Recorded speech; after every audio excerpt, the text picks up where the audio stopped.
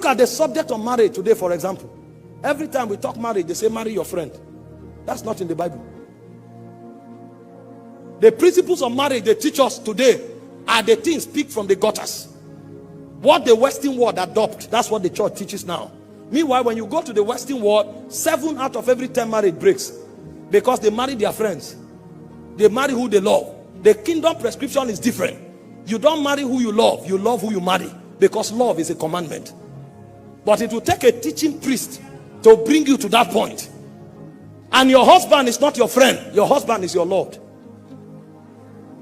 Your wife is not your slave.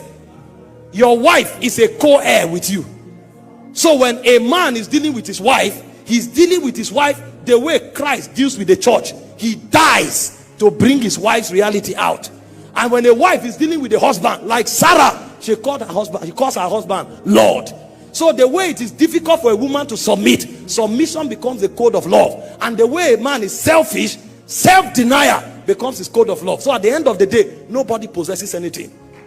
It's a kingdom pattern, because when marriage is completed, you will not just have children, you will become like Christ. Because the goal of marriage is to deal with your flesh until you become like Christ. But what the word is teaching is how to coexist together. And so it becomes a mental charade,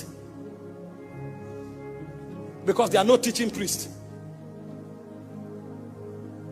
He said, as holy women, the same way Sarah called her husband Lord. He said, that is how you relate with your husband. And he said, concerning the man, for your prayer to be answered, deal with her with understanding as a weaker vessel. So the man is disadvantaged, the woman is disadvantaged if they choose to walk in the flesh. Because if the woman doesn't see the husband as Lord, she will never have a relationship with God. And if the man marginalizes the woman, his prayers will not be answered.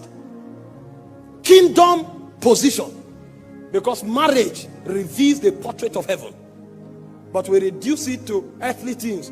You will see people go for marriage seminar, they tell them to dress naked before their husband, because love is sensual. Love is not a commandment.